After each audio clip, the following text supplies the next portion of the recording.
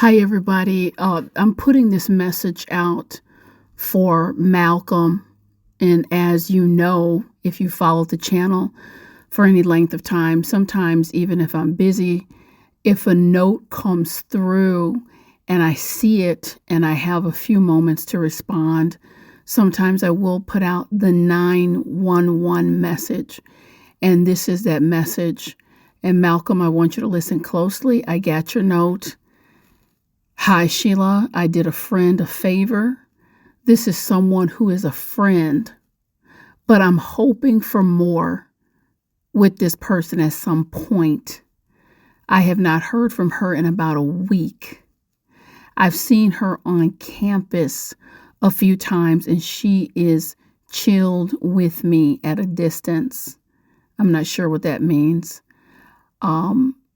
Reading on, I feel myself getting sick, sitting here and wondering what I did wrong.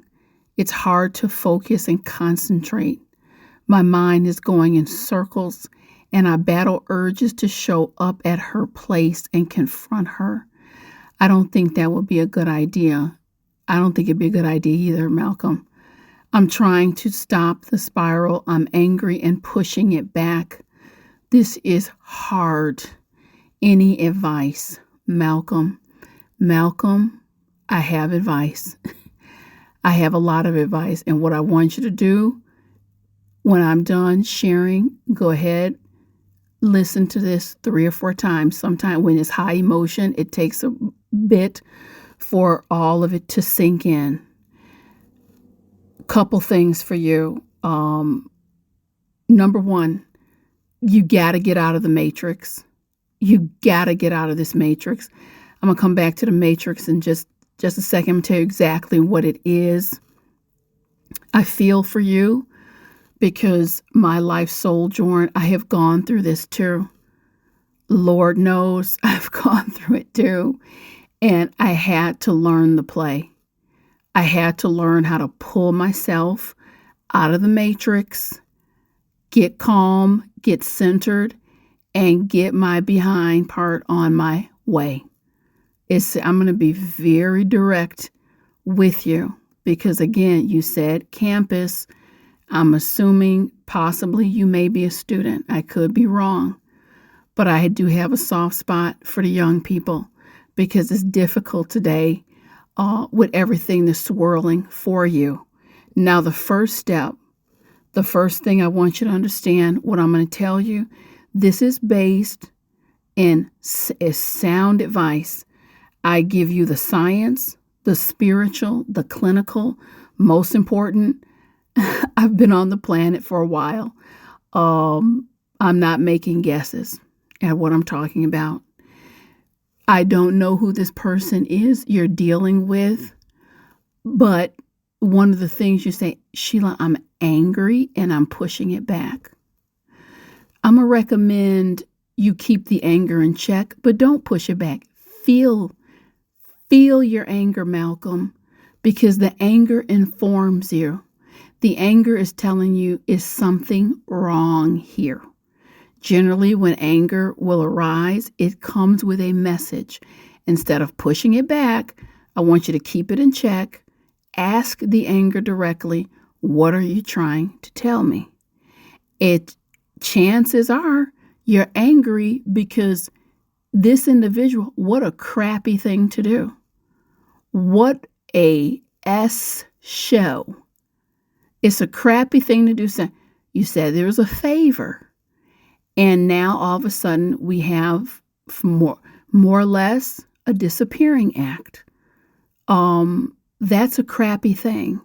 So the anger is informing you. And a lot of times if you're wired to go to this place of feeling bad first, you say you're sitting there feeling bad, almost getting sick. If that's where you go first, it's likely a habit. Habitual, that's the first thing you start to beat up on yourself. Malcolm, that stops today. I'm going to give you some options. What I give people is systems. I give you systems and provide you with that service. Plug in the system and get on your merry way. And here's the system. It's 3 questions. I trained myself, and I'm talking about Navy SEAL style stuff. I trained myself mentally to go into these 3 questions whenever someone's behavior is perplexing me. And what I want to say to you, this is year number 28 doing this work. You can't know. Now, promise me this you will take to heart. I don't care how anyone presents to you. I don't care what you think you know. You don't know. I've had people in my office over the years. It's not a snowball's chance in hell that anyone would think for a million years, this person is going into this person, this is their thought process, this is what they're battling. You will never know. And so there are people out here who throw you what I call swerve curves. It'll be a swerve. You're thinking one thing and they give you a swerve. And you can sit all day long and ponder it. You will not put it together because it's nonsensical. A couple weeks ago, I put out a video. I said the 99% rule. Understand, you're seeing 1%. 1%, and you can't put 99% of the puzzle together with a 1% that you're saying. These are the 3 questions, Malcom. These are the 3 questions to set it to memory. Set it to memory when you're perplexed. Like I said, I don't know what's going on. What did I do wrong? Question number 1, have I been decent and kind? Now, I put the word decent in there because sometimes kind is a stretch. So let's be realistic here. But number 1, have I been decent and kind? Okay, that's the first one to set to memory. 2, have I been fair? Have I been fair? Did I do anything here that's unfair, that's, off the chain? Anything? Have I been fair? And then lastly, this is so important. Have I led with good intentions? I'm going to go over the questions again. Have I been decent and kind? Have I been fair? And have I led with good intentions?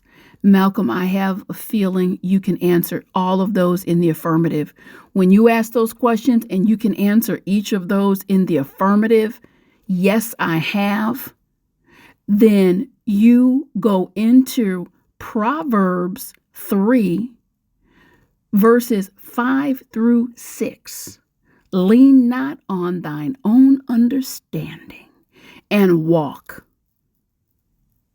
After that, you have to walk. And I know you're going to want to dip back into it and think about it.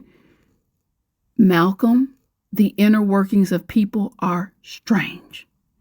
At the end of the day, she's giving you some really good news. You say you're hoping for something more in the future. I might pump the brakes on that because you're dealing with someone who's going to give you swerve curves. That's what I call it. And they're very difficult to deal with from an emotional and psychological perspective.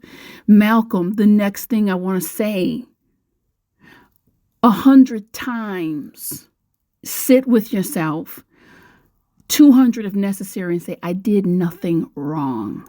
I did nothing wrong. I did nothing wrong. I did nothing wrong, until you absorb it, until you believe it.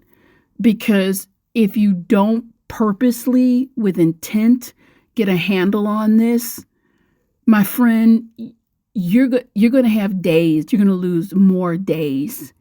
And I don't want that for you. I stopped doing what I'm doing. Very busy time for me. Very busy week. I have a lot of travels coming up, but I read your note and I see myself in you once upon a time. And it's debilitating. And these people, by the way, now I'm going to sound off a little bit. You'll sit, as the lovely person I believe that you are, you sit and you're concerned and you're trying to figure this out. They're out having a sandwich, cookies, pies, taking a walk, watching TV. I mean, whatever they do. But I assure you with a great degree of certainty that whatever she's doing, she's not worried and ruminating as you are. And so it's really unfair. And people who are not walking in balance and they throw you these swerve curves, that's just, they're ones who they're on a different playing field. That's what the matrix is. You cannot step into that world because it is a world that you can't make sense of. They don't even know the rules themselves. That's what makes the matrix. You're taking turns. You look to them and expect, well, hell, you get me out. I haven't heard from you. You come and save me. They can't. They're in there and a matrix they created and don't know how the hell to get out of it. They don't know how to get out of the sucker.